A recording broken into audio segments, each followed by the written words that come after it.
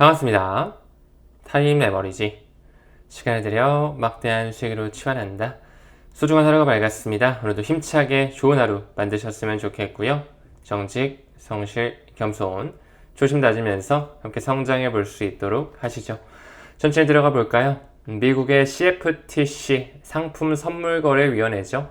이 위원이었던 크리스틴 존슨이라는 사람이 퇴임을 하면서 이제 CFTC는 현재 위원장 대행을 맡고 있죠. 캐롤라인 팜 단독 체제로 전환이 된다.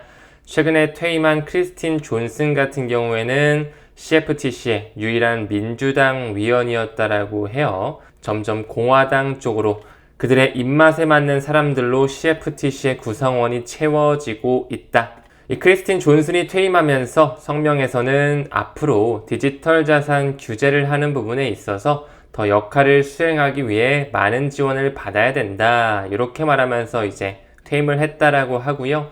사실상 과거에 전 SEC의 위원장이죠. 게리 겐슬러 역시 오바마 행정부 때부터 CFTC의 위원장을 역임했던 이력이 있었다. 그가 MIT 경영대학원에서 암호화폐에 대한 뷰를 어떻게 가지고 있었는지에 대해서 다시 한번 돌이켜본다면 리플과 SEC의 소송은 완전한 짜여진 각본이라는 걸 다시 한번 느낄 수가 있습니다. 아무쪼록 로스틴 베넘 이후에 지금 잠깐 캐롤라인 팜이 임시적으로 위원장을 맡고 있지만 결국에는 차기 위원장이 들어와줘야 되겠죠? 캐롤라인 팜 같은 경우에는 리플과 SEC의 1차 약식 판결이 있을 때부터도 소송 끝났으니까 이제 우리 리플과 협력을 하자 이런 스탠스를 취하고 있었죠. 때는 바야흐로 2023년 7월 18일 경이었고 그때 당시에 연준에서 고안한 FedNow 서비스가 나오는 것과 맞물리는 시기가 연출됐었다 말씀을 드렸고요. 현재 캐롤라인 팜 같은 경우에 리플의 CEO 브래드 갈링하우스와도 매우 친화적으로 움직이고 있습니다. 과거의 백악관 행사에서도 둘이 함께 사진을 찍는 모습이 여러 번 포착이 됐었죠. 사실상 CFTC 같은 경우는 이미 ISO 20022 메시징 표준 안에 리플과 어깨를 나란히 하고 있기 때문에 매우 암호화폐와 친화적으로 갈 수밖에 없죠. 그렇게 과거부터 크리스토퍼 지안카를로가 위원장을 맡을 때부터도 가상자산 규제는 이거 SEC에서 해야 되는 게 아니라 CFTC에서 해줘야 돼. 이런 말을 해왔었다라는 거. 이제 조만간 다시 한번 차기 CFTC 위원장이죠. 이 브라이언 콘텐츠의 인준 절차가 시작이 될 텐데 리플의 브래드 갈링하우스 역시 브라이언 콘텐츠 위원장 지명에 환영을 전하고 있다. 최근에 이에 상충 문제로 약간의 잡음은 있었지만 결국 리플의 CEO가 받아들이고 인정하고 있는 브라이언 콘텐츠 차기 CFTC 위원장으로 들어올 수밖에 없다라고 생각을 합니다. 이 사람은 어디 출신이죠?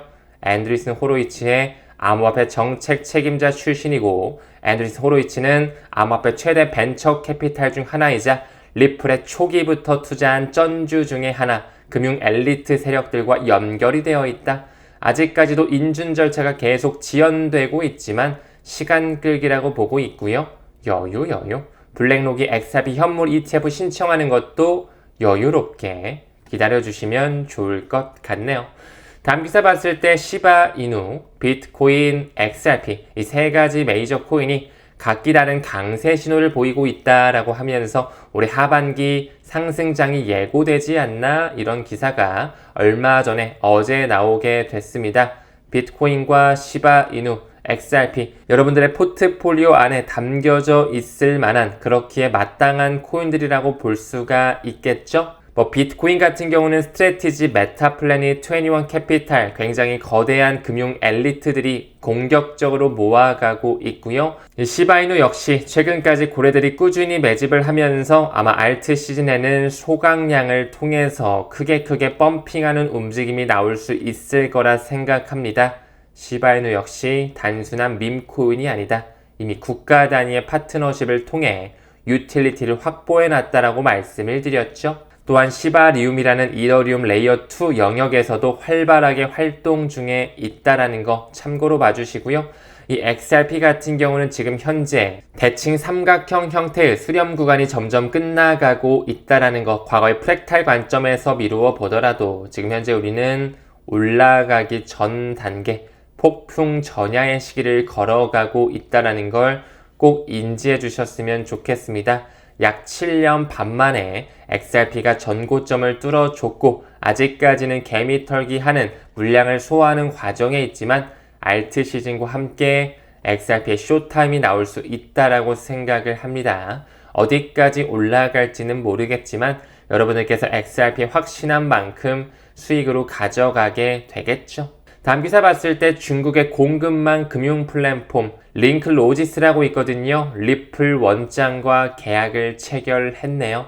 아직까지도 많은 전문가 교수진들이 중국과 미국이 대립하는 구조이다. 중국은 미국을 견제하기 위해 CBDC라고 하는 비장의 카드를 꺼냈고 미국은 달러의 패권을 연장시키기 위해 달러 스테이블 코인을 꺼냈다. 그렇게 된다면 중국이라는 국가가 굳이 리플이라는 미국계 회사에 그 리플 원장과 파트너십을 맺었을까요? 사실상 미국과 중국, 그 달러와 브릭스의 대결 구도는 하나의 프레임이라는 것을 꼭 인지해 주셨으면 좋겠습니다.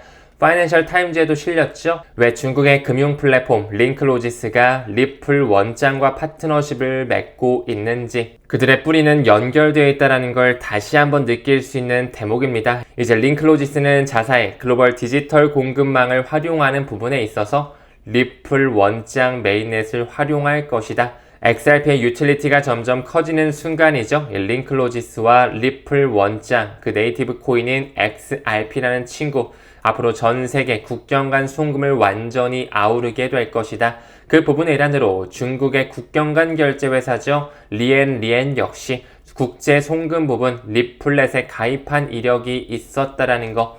기사만 볼 게 아니라 리플의 공식 홈페이지에도 리안 인터내셔널이 과거부터 리플렛에 합류하고 있었다라는 거. 즉 다시 말해 미국과 중국이 대립하는 것처럼 프레임이 만들어져 있지만 블록체인, 인공지능 시대에서는 국경에 대한 한계점이 없는 모든 것이 연결되는 시대가 나온다라는 것이죠. 지금 현재 중국의 리안이 리플과 손잡은 것, 또한 링크로지스 금융 플랫폼 회사가 리플 원장을 채택한 것, 이미 중국에서는 굉장히 오래된 계획이었죠. 1대1로를 하기 위해 CIPS를 만들었고 BVNK를 통해 이미 스테이블 코인과 스위프트의 결제가 연결되어 가는 과정, 파일럿 테스트가 끝나져 있었다라는 거. 왜 스위프트가 CBDC, 암호화폐, 스테이블 코인, 모든 디지털 결제를 통합할 수 있는 청사진, 과거부터 준비를 하면서 미래 스위프트 2.0의 시대를 예고하고 있었는지 결국에 스위프트는 2.0 새롭게 바뀌면서 XRP가 중립적 브릿지 통화로서 더더욱 크게 활용되게 되겠죠. 또한 방금 언급드렸던 링크로지스 같은 경우에 리플 원장을 채택한 것뿐만 아니라 과거부터 스탠다드 차타드의 전략적 투자를 받았네요. 이 역시도 리플과 연결이 되겠죠. 스탠다드 차타드는 2016년부터 리플사에 전략적으로 투자하면서 싱가포르의 테마섹의 자금으로도 리플에 전략적으로 투자하고 있었다라는 거. 이는 스탠다드 차타드 공식 홈페이지에서도 확인할 수가 있습니다. 왜 중국의 금융 인프라 회사 링크로지스가 리플 원장을 선택했고 전주에 스탠다드 차타드가 있었는지 이제 좀 퍼즐이 맞춰지시죠? 지금 현재 리플사에서 찍어낸 RLUSD 차세대 타의 추종을 불허하는 달러 기반 스테이블 코인이라고 볼 수가 있겠죠. 시가총액 100위권에 진입을 했습니다. 이제 조만간 7억 달러 이상의 RLUSD가 주조될 것이라고 생각을 하고요.